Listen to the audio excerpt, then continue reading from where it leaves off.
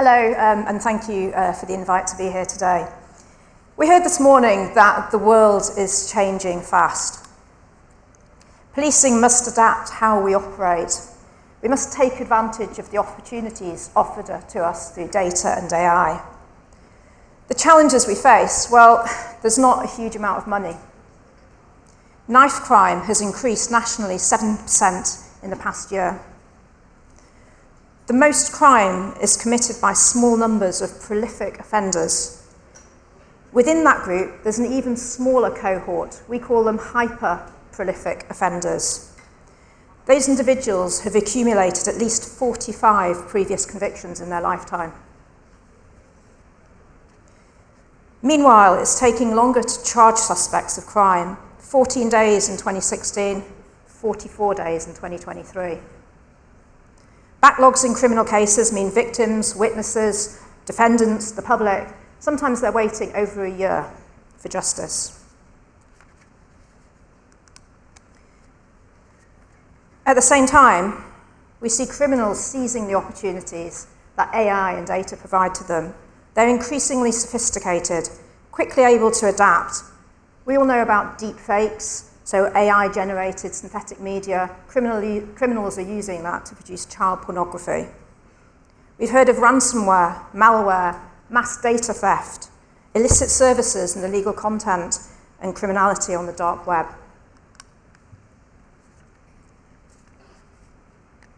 We want our officers out on the streets. We want our officers in neighbourhoods talking to the communities that they serve. We want them supported by the right technology and the right equipment.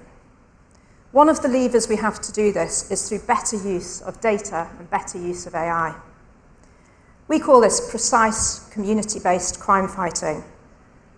We focus where we put the limited resource that we have in exactly the right place, so that we have the greatest impact to reduce threat and to reduce harm. We want to target those hyper-prolific offenders that I mentioned earlier. This is precision policing. The first example I want to give is something called the V100. Now, V stands for VORG 100. VORG is violence against women and girls.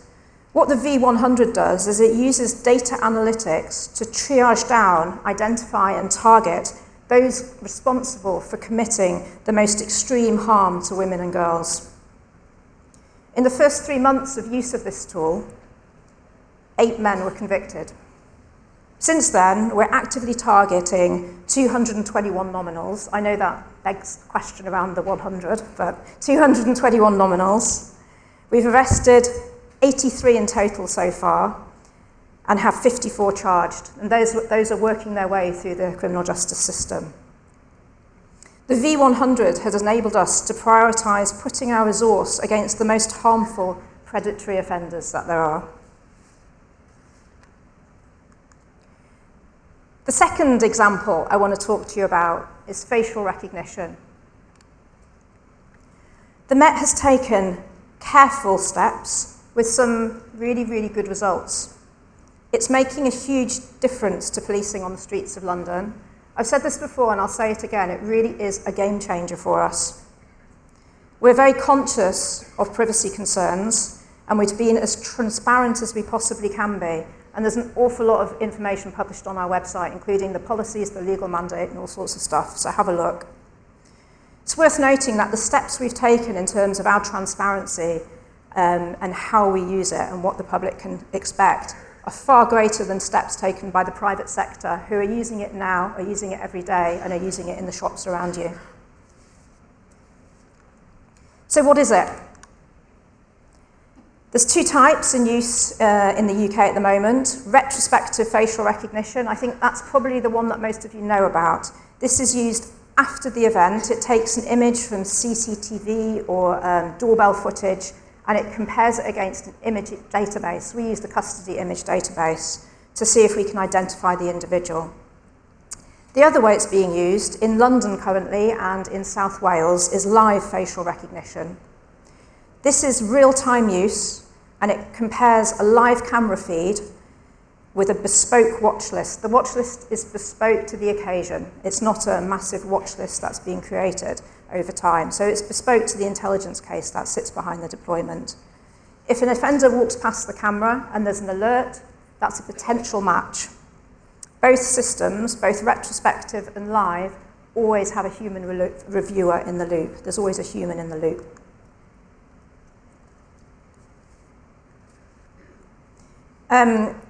Facial recognition and retrospective and live facial recognition are both deployed internationally. In the US, for example, we know NYPD have had some tremendous success. They've been deploying it since 2011. And in India, a really good example of 3,000 missing children being found in just 4 days, which is an incredibly good result. And I think probably most common, and the one you will mostly know about, is the use of live facial recognition in airport and transport hubs when you travel abroad. Comes as no surprise. So there's nothing really new here, apart from a little bit of technology. So police officers wanting to stop and talk to people, it's everyday business for us. It's standard policing. All the technology does is simply augment that process a little bit. It makes it quicker and it makes it more accurate. So in the past, an officer would have gone for a briefing. There'd have been a PowerPoint presentation, maybe with 50 photographs. They'd have flicked through those photographs. The officer would have tried to make some notes. Realistically, he's not going to remember those faces. They'd have gone and deployed in a crowded area and tried to, first of all, remember and recall those faces, and then actually try and pick those faces out from the crowd. I mean, it's virtually impossible, isn't it? What live facial recognition does is accelerate that process. It alerts the officer to a possible match. The officer then looks at the alert, the officer looks at the person on the street and makes their own decision if that match is likely and whether they want to go and talk to that person or not. It will always be the officer making that decision. And what happens next is a conversation. These conversations happen every single day in policing. The officer will ask the individual to identify themselves. That doesn't necessarily lead to an arrest. So, what's the impact? In 2024, the Met made 257 arrests through live facial recognition, including for rape, for grievous bodily harm, for knife crime, for robbery. There were over 300 stops of other people who were subject to various bail conditions. This includes high and medium risk sex offenders. We're able to stop them and check they're abiding by their conditions. If they're not, obviously we follow up.